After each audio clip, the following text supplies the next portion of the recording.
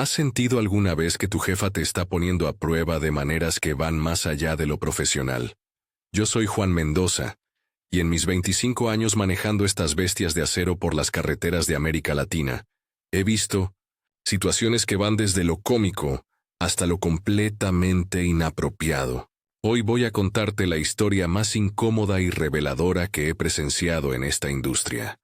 Cuando una supervisora decidió evaluar a sus empleados usando métodos que nada tenían que ver con la capacidad de conducir camiones, y cómo esta situación expuso la cara más turbia del acoso laboral en el transporte.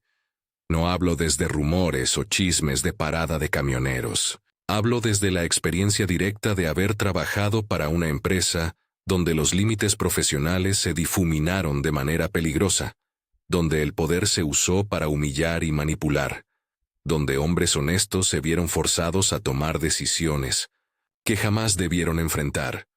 Esta no es solo una historia de acoso laboral, es un testimonio de cómo la industria del transporte a veces se convierte en un campo de batalla donde la dignidad humana está en juego. Lo que estás a punto de escuchar sucedió en una empresa de Monterrey, Nuevo León, donde una mujer en posición de poder decidió que su autoridad incluía el derecho de evaluar a sus empleados usando su cuerpo como herramienta de control. Los 5 camioneros involucrados eran padres de familia, hombres trabajadores que solo querían hacer su trabajo y llevar dinero a casa, pero se encontraron atrapados en una situación que los obligó a elegir entre su dignidad y su sustento. Esta historia va a incomodarte, va a hacer que cuestiones cosas que tal vez habías normalizado, va a exponerte a una realidad que muchos en nuestra industria prefieren mantener en silencio. Pero es una historia que necesita ser contada, porque solo enfrentando estas verdades incómodas, podemos construir espacios de trabajo más justos y dignos para todos los que nos ganamos la vida en las carreteras de México. La empresa Transportes del Norte había sido una institución respetada en Monterrey durante más de 30 años. Fundada por don Ramiro Castellanos, un hombre de principios firmes que trataba a sus empleados como familia, la compañía había construido una reputación sólida basada en puntualidad, profesionalismo y respeto mutuo. Pero cuando don Ramiro murió de un infarto súbito, las riendas de la empresa pasaron a manos de su hija, licenciada Patricia Castellanos, una mujer de 35 años que había estudiado administración de empresas en Estados Unidos y regresado a México con ideas muy específicas sobre el liderazgo y el control.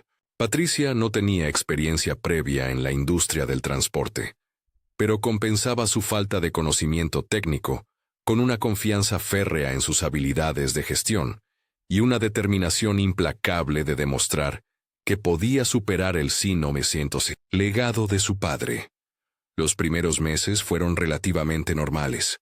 Implementó nuevos sistemas de control, modernizó algunos procesos administrativos y estableció métricas de rendimiento que, aunque más exigentes que antes, parecían razonables dentro de los estándares de la industria.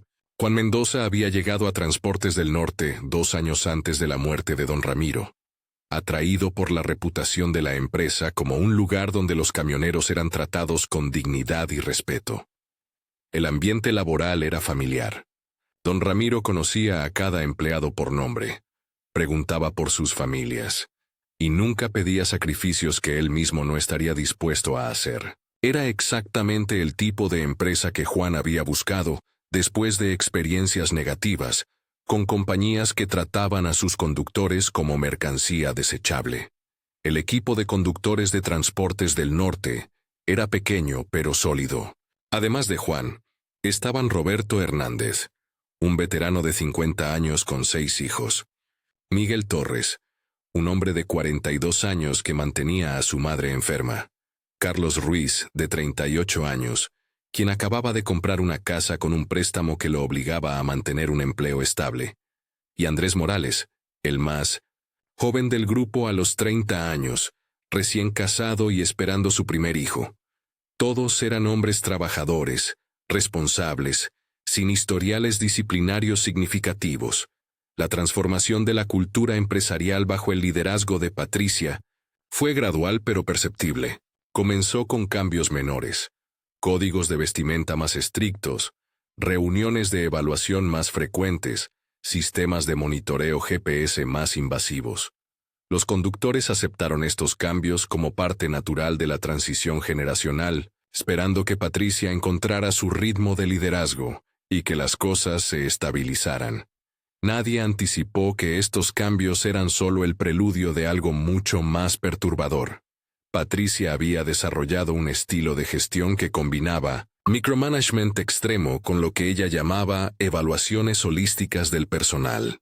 Según su filosofía empresarial, que había adquirido en seminarios de liderazgo costosos, un verdadero líder debía conocer a sus empleados en todas las dimensiones de su ser, para poder extraer su máximo potencial. Esta filosofía, aparentemente progresista, se convertiría en la justificación para comportamientos que cruzarían todas las líneas del profesionalismo aceptable. Los primeros 6 meses bajo el liderazgo de Patricia transcurrieron sin incidentes mayores, aunque los conductores comenzaron a notar que sus evaluaciones de desempeño incluían preguntas cada vez más personales sobre sus vidas familiares, sus relaciones maritales y sus actividades fuera del trabajo. Patricia justificaba estas indagaciones como necesarias para comprender los factores que podrían afectar el rendimiento laboral, pero la línea entre lo profesional y lo personal se estaba difuminando de manera preocupante. Fue durante el 7º mes cuando Patricia anunció que implementaría un nuevo sistema de evaluación que llamó pruebas de carácter integral.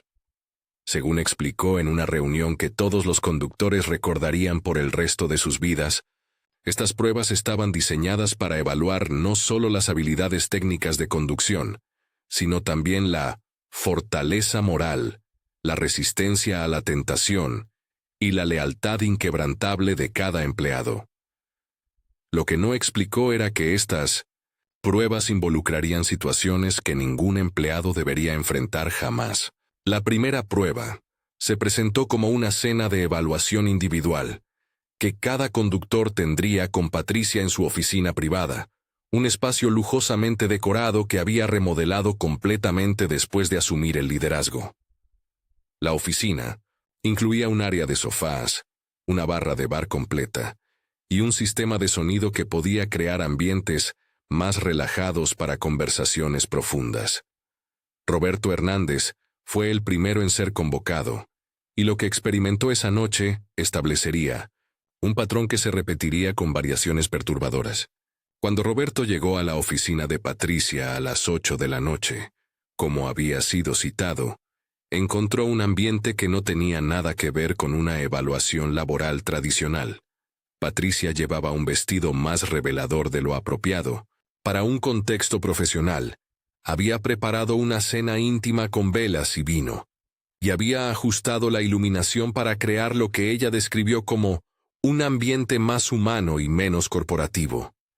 Roberto, confundido pero tratando de mantener el profesionalismo, intentó dirigir la conversación hacia temas laborales. Patricia tenía otros planes. Comenzó la velada preguntando sobre la vida marital de Roberto, específicamente sobre la satisfacción en su relación con su esposa. Cuando Roberto intentó deflectar estas preguntas como demasiado personales, Patricia respondió que un conductor insatisfecho en casa es un riesgo en la carretera, y que estas evaluaciones eran métodos científicamente respaldados para optimizar el rendimiento del equipo. Roberto se sintió atrapado entre la incomodidad extrema y la necesidad de mantener su empleo. Conforme avanzó la noche, las preguntas de Patricia se volvieron más íntimas y su comportamiento más inapropiado. Comenzó a hacer comentarios sobre la apariencia física de Roberto, a tocar su brazo y hombro, de maneras que claramente excedían el contacto profesional apropiado, y a insinuar que los empleados que demostraran flexibilidad y apertura mental en estas evaluaciones tendrían mejores oportunidades de ascenso y aumentos salariales. Roberto entendió inmediatamente que estaba siendo sometido a una forma de chantaje sexual. La situación escaló cuando Patricia sugirió abiertamente que Roberto podría demostrar su lealtad total a la empresa, accediendo a sus avances. Cuando Roberto rechazó estas insinuaciones e intentó irse, Patricia le recordó que tenía 6 hijos que alimentar, una hipoteca que pagar, y que encontrar otro empleo a su edad no sería fácil en una industria donde las referencias de empleadores anteriores eran cruciales. Roberto se fue de esa oficina sintiéndose humillado, confundido y aterrorizado por las implicaciones de lo que había experimentado. Durante las siguientes semanas, Roberto notó cambios sutiles pero significativos en su trato laboral. Sus mejores rutas fueron reasignadas a otros conductores. Comenzó a recibir las cargas menos rentables. Y Patricia empezó a cuestionar públicamente su desempeño en áreas donde nunca antes había tenido problemas. El mensaje era claro: su rechazo a los avances de Patricia tendría consecuencias profesionales directas. Roberto se debatía entre denunciar la situación y arriesgar su empleo, o soportar la humillación para mantener el sustento de su familia. Miguel Torres fue el segundo en ser convocado para una evaluación especial. Y Patricia había refinado su enfoque basándose en la experiencia con Roberto. Esta vez, además de la cena íntima y el ambiente inapropiado, Patricia había preparado lo que describió como ejercicios de construcción de confianza, que requerían que Miguel compartiera vulnerabilidades emocionales profundas, que ella podría ayudar a sanar a través de conexiones humanas genuinas. El eufemismo apenas disfrazaba las intenciones reales. Miguel, advertido vagamente por Roberto sobre la naturaleza problemática de estas evaluaciones, llegó preparado mentalmente para rechazar cualquier comportamiento inapropiado. Pero Patricia había aprendido de su experiencia anterior y adoptó un enfoque más psicológicamente manipulativo. Comenzó la velada hablando sobre la madre enferma de Miguel, demostrando que había investigado meticulosamente su situación personal y expresando preocupación empresarial por los gastos médicos que Miguel enfrentaba. La conversación se dirigió hacia la flexibilidad que la empresa podría mostrar con respecto a anticipos salariales, bonos especiales y ajustes de horario que permitirían a Miguel cuidar mejor a su madre, todo condicionado a que él demostrara su compromiso total con la filosofía empresarial. Cuando Miguel preguntó específicamente qué implicaba ese compromiso, Patricia fue explícita. Esperaba que sus empleados estuvieran dispuestos a cualquier sacrificio necesario para el éxito de la empresa, incluyendo demostraciones físicas de lealtad. Miguel se encontró en una posición imposible. Su madre necesitaba un tratamiento médico costoso que su seguro no cubría completamente, y Patricia estaba ofreciendo recursos financieros que podrían salvar la vida de su madre, a cambio de acceder a sus demandas sexuales.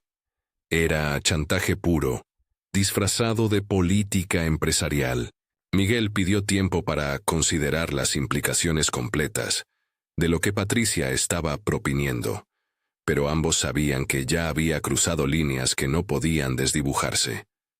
Durante las siguientes semanas, Miguel experimentó la misma presión profesional que Roberto: rutas menos rentables, horarios más difíciles, cuestionamiento público de su desempeño, pero además, Patricia comenzó a hacer comentarios específicos sobre la situación médica de su madre, preguntando con falsa preocupación sobre el progreso del tratamiento y recordándole sutilmente que la empresa tenía recursos que podrían hacer una diferencia significativa si Miguel demostrara la actitud correcta hacia la colaboración empresarial. Carlos Ruiz fue convocado durante su tercer mes bajo este nuevo régimen de evaluaciones. Para entonces, Roberto y Miguel habían compartido sus experiencias entre ellos, pero ninguno se había atrevido a hablar abiertamente con el resto del equipo sobre lo que estaba sucediendo. El miedo a perder sus empleos, combinado con la vergüenza de admitir que estaban siendo acosados sexualmente por su jefa, los mantenía en silencio. Carlos llegó a su evaluación con algún conocimiento de lo que podría enfrentar, pero nada lo preparó para la sofisticación del chantaje que Patricia había desarrollado. Patricia había investigado meticulosamente la situación financiera de Carlos y sabía exactamente cuáles eran sus vulnerabilidades. Comenzó la conversación, mencionando casualmente que había notado que Carlos había solicitado recientemente un préstamo hipotecario y que entendía la presión que representaba ese compromiso financiero para un hombre joven.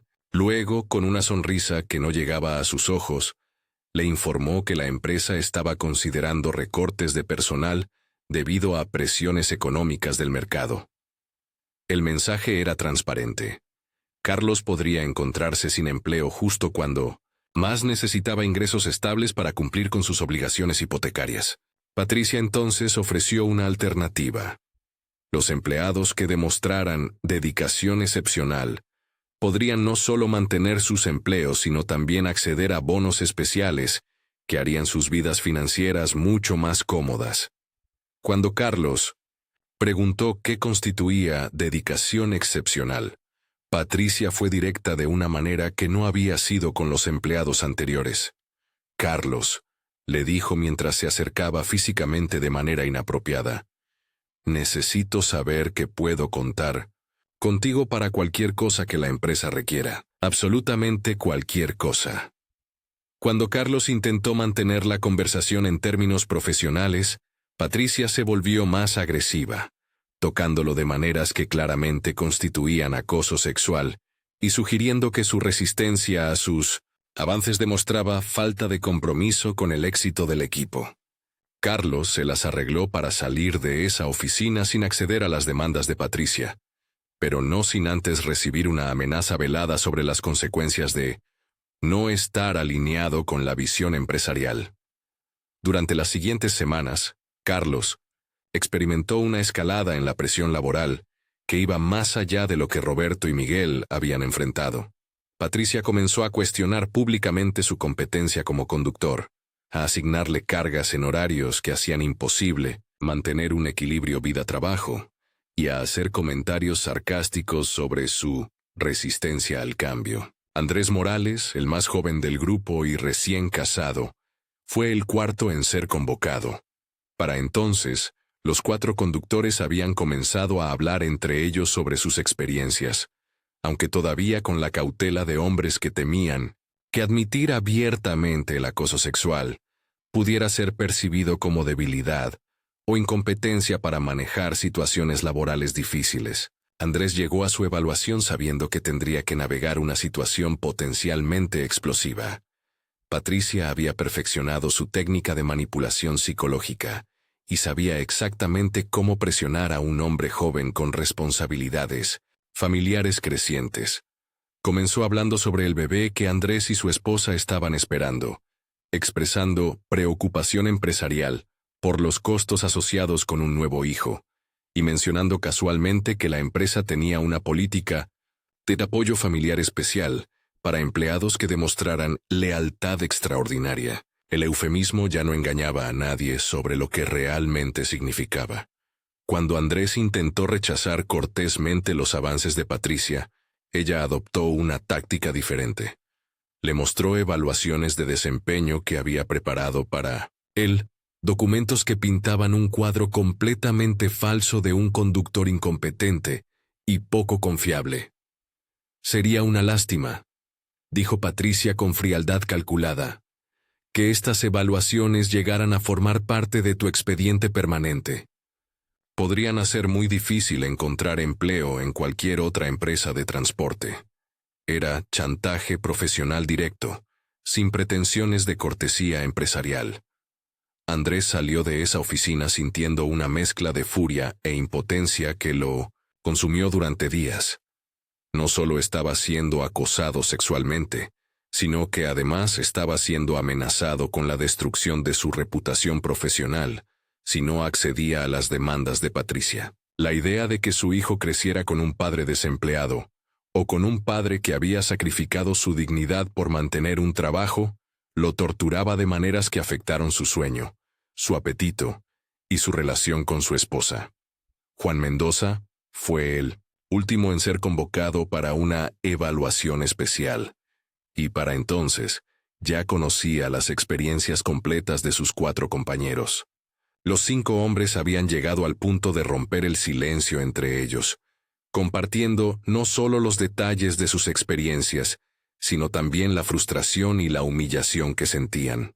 Habían considerado renunciar en grupo, pero todos enfrentaban presiones financieras que hacían esa opción prácticamente imposible. Habían discutido la posibilidad de denunciar a Patricia, pero temían que una mujer en posición de poder tuviera más credibilidad que 5 camioneros en caso de que el asunto llegara a tribunales. Juan llegó a su evaluación con una estrategia específica: documentar todo lo que pudiera sin comprometer su seguridad personal. Llevaba un teléfono con capacidad de grabación oculta, aunque sabía que las grabaciones secretas tenían validez legal limitada en México. Su plan era obtener evidencia suficiente para respaldar una denuncia formal, pero también estaba preparado para la posibilidad de que Patricia hubiera aprendido de sus experiencias anteriores y fuera más cuidadosa con sus palabras. Patricia recibió a Juan con una confianza que rayaba en la arrogancia. Había perfeccionado su sistema de chantaje con los 4 empleados anteriores, y aparentemente creía que había establecido un patrón que podía replicar indefinidamente. Comenzó la velada de la misma manera que con los otros: ambiente inapropiado, conversación personal invasiva y transición gradual hacia demandas sexuales explícitas. Pero esta vez, Juan estaba preparado para confrontar directamente la situación. Cuando Patricia hizo su propuesta explícita de intercambio sexual por seguridad laboral, Juan la confrontó directamente. «Licenciada», le dijo con una calma que no sentía, «lo que me está proponiendo constituye acoso sexual y chantaje laboral. Ambos son delitos graves en México». La reacción de Patricia fue reveladora. No negó las acusaciones, sino que las justificó como métodos de gestión innovadores, y recordó a Juan que él era fácilmente reemplazable, mientras que ella tenía conexiones que pueden hacer muy difícil que encuentres trabajo en cualquier otra empresa. La conversación escaló cuando Juan amenazó con denunciar la situación a las autoridades laborales.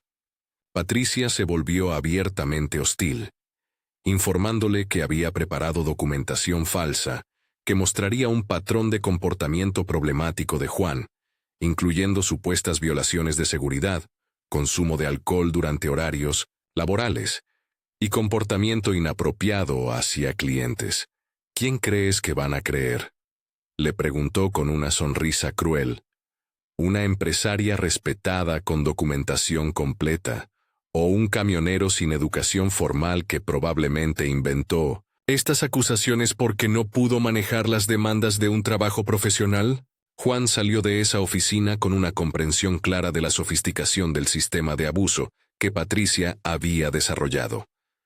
No era solo acoso sexual oportunista, era un esquema elaborado de chantaje y manipulación que aprovechaba las vulnerabilidades económicas de los empleados y las dinámicas de poder inherentes en la relación jefe-empleado. Patricia había construido un sistema donde el silencio de las víctimas estaba garantizado por el miedo económico y social.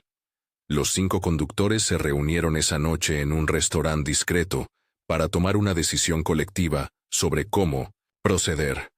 Todos habían sido víctimas del mismo patrón de abuso, todos enfrentaban las mismas amenazas profesionales, y todos entendían que su credibilidad individual sería cuestionada si actuaban por separado. La decisión que tomaron esa noche cambiaría no solo sus vidas, sino también establecería un precedente importante en la industria del transporte mexicano. Decidieron actuar juntos. Roberto, Miguel, Carlos, Andrés y Juan prepararon una denuncia colectiva que documentaba meticulosamente cada incidente, cada amenaza, cada instancia de chantaje sexual que habían experimentado. Juan compartió las grabaciones parciales que había obtenido, aunque sabían que la evidencia de audio tenía limitaciones legales. Más importante, acordaron que testificarían juntos, presentando un frente unido que sería más difícil de desacreditar que testimonios individuales. La denuncia fue presentada simultáneamente ante la Comisión Nacional de Derechos Humanos, la Secretaría del Trabajo y Previsión Social y la Fiscalía General del Estado de Nuevo León. Los 5 hombres también contactaron a un periodista de investigación que había cubierto casos de abuso laboral anteriormente, entendiendo que la presión mediática podría ser tan importante como los procedimientos legales para obtener justicia. La reacción inicial de Patricia y sus abogados fue predecible. Negación completa de las acusaciones, alegaciones de que los 5 empleados habían conspirado para inventar estas historias porque estaban a punto de ser despedidos por bajo rendimiento, y ataques contra la credibilidad personal y profesional de cada denunciante. Patricia contrató a una firma de relaciones públicas que intentó presentarla como víctima de empleados descontentos que habían recurrido a acusaciones falsas de acoso sexual como venganza. Pero los 5 conductores habían anticipado esta estrategia defensiva y habían preparado evidencia adicional que la contrarrestaba. Habían documentado sus historiales de rendimiento ejemplar bajo el liderazgo de don Ramiro. Habían recopilado testimonios de clientes que podían certificar su profesionalismo, y habían identificado otros empleados de la empresa que habían presenciado comportamientos inapropiados de Patricia que, aunque no llegaron al nivel de acoso sexual, establecían un patrón de abuso de poder. El caso se volvió noticia nacional cuando el periodista publicó una investigación detallada que incluía no solo los testimonios de los 5 conductores, sino también entrevistas con otros empleados de Transportes del Norte que habían experimentado diferentes formas de acoso por parte de Patricia. La historia resonó en todo México, porque expuso dinámicas de poder que eran comunes en muchas industrias, pero raramente se discutían abiertamente.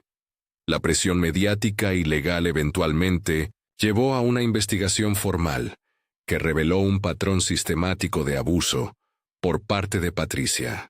Se descubrió que había implementado políticas empresariales diseñadas específicamente para crear vulnerabilidad en sus empleados, que había manipulado evaluaciones de desempeño para chantajear a trabajadores, y que había usado recursos empresariales para investigar la vida personal de empleados con el propósito de identificar puntos de presión psicológica. El resultado final fue una victoria parcial para los 5 conductores. Patricia fue removida de su posición de liderazgo y enfrentó cargos criminales por acoso sexual y chantaje laboral. Transportes del Norte fue multada significativamente y requirió implementar políticas de prevención de acoso sexual supervisadas por autoridades laborales. Los 5 conductores recibieron compensación financiera por los daños sufridos, aunque ninguna cantidad de dinero podía deshacer la humillación y el trauma psicológico que habían experimentado. Más importante que las consecuencias legales fue el precedente que este caso estableció. Se convirtió en un punto de referencia para otras víctimas de acoso laboral en la industria del transporte, demostrando que era posible confrontar exitosamente el abuso de poder incluso cuando las víctimas eran trabajadores con menos educación formal y recursos económicos que sus abusadores. El caso también llevó a cambios en la legislación laboral mexicana que fortalecieron las protecciones contra el acoso sexual en el lugar de trabajo. Los 5 conductores eventualmente encontraron empleo en otras empresas de transporte, pero todos llevaron cicatrices psicológicas de su experiencia con Patricia. Roberto desarrolló ansiedad que requirió terapia psicológica. Miguel luchó con depresión durante meses después de que terminó el caso legal. Carlos experimentó problemas de confianza que afectaron su matrimonio. Andrés tuvo dificultades para concentrarse en el trabajo durante el año siguiente. Juan desarrolló hipervigilancia sobre las dinámicas de poder en el lugar de trabajo que, aunque útil para protegerse, también dificultó su capacidad de relajarse en entornos laborales. Pero también experimentaron crecimiento personal como resultado de su decisión de confrontar el abuso. Habían demostrado a sí mismos y a sus familias que tenían el valor de defender su dignidad, incluso cuando enfrentaban costos personales significativos. Habían aprendido que la solidaridad entre trabajadores podía ser más poderosa que la autoridad individual de un jefe abusivo. Habían descubierto que la justicia era posible, aunque requería perseverancia, evidencia cuidadosa y la voluntad de soportar escrutinio público. Hermanos y hermanas de la carretera, la historia que Juan y sus compañeros vivieron no es única en nuestra industria.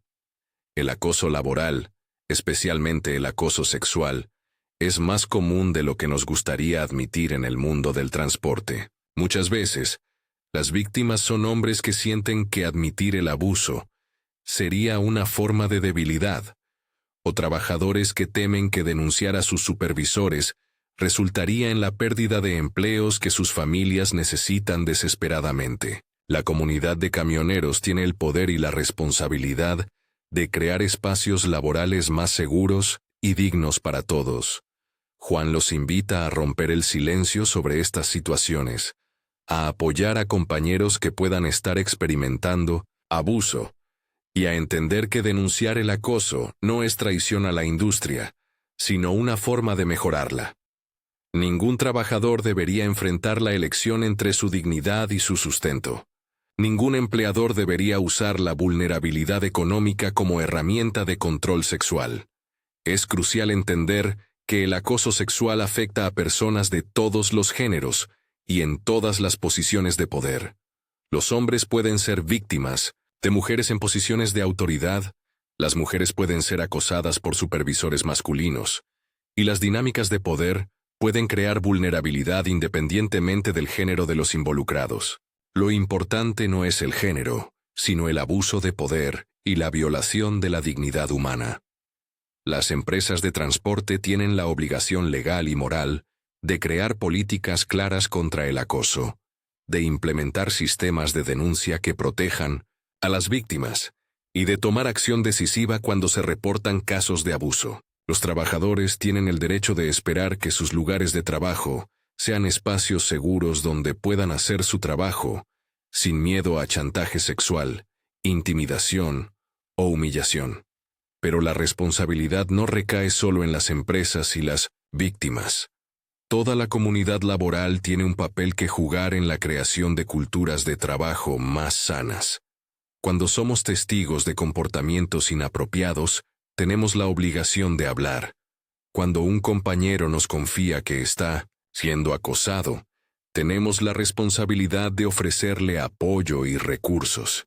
Cuando vemos dinámicas de poder que se están abusando, tenemos el deber de intervenir de maneras que sean seguras pero efectivas. Juan y sus compañeros aprendieron que la justicia es posible, pero requiere valentía, preparación y solidaridad. Aprendieron que documentar evidencia es crucial, que buscar apoyo legal es esencial, y que la presión mediática puede ser tan importante como los procedimientos legales. Pero también aprendieron que el proceso de buscar justicia tiene costos emocionales y profesionales que las víctimas no deberían enfrentar solas. Si estás experimentando acoso laboral de cualquier tipo, recuerda que tienes derechos que están protegidos por la ley mexicana. Documenta todos los incidentes con fechas, horas, testigos y detalles específicos. Busca apoyo de compañeros de confianza, organizaciones laborales y recursos legales. No permitas que el miedo o la vergüenza te silencien. El silencio solo beneficia a los abusadores y perpetúa sistemas que dañan a trabajadores inocentes. La industria del transporte puede y debe ser mejor. Podemos crear una cultura donde el respeto mutuo sea la norma, donde la competencia profesional sea la única base para evaluaciones de empleados, donde la dignidad humana sea valorada por encima de las ganancias empresariales. Juan y sus compañeros pagaron un precio alto por defender estos principios, pero su valentía abrió caminos para que otros trabajadores tengan espacios laborales más seguros y justos. Recuerden que ustedes no están solos en esta industria. Hay recursos disponibles, hay leyes que los protegen, hay organizaciones que los apoyan, y hay compañeros que estarán dispuestos a estar a su lado cuando enfrenten injusticias. El poder de los abusadores se basa en el aislamiento y el miedo de sus víctimas. cuando rompemos ese aislamiento y confrontamos ese miedo juntos, creamos espacios donde la justicia puede prevalecer. La carretera sigue llamando, hermanos del asfalto, pero ahora llamamos también a espacios de trabajo más dignos y seguros. Juan y sus compañeros demostraron que es posible confrontar el abuso de poder y ganar, que la solidaridad entre trabajadores puede ser más fuerte que la autoridad individual de supervisores abusivos, que la justicia es posible cuando tenemos el valor de exigirla juntos, que su historia inspire a otros a defender su dignidad, a proteger a sus compañeros y a construir una industria donde todos puedan trabajar con respeto y seguridad. ¿Has sido testigo o víctima de acoso laboral en la industria del transporte? ¿Qué medidas crees que deberían implementarse para crear espacios de trabajo más seguros? Comparte tu experiencia o tus ideas en los comentarios y ayúdanos a construir una comunidad donde el respeto mutuo y la dignidad laboral sean las bases de nuestro trabajo en las carreteras.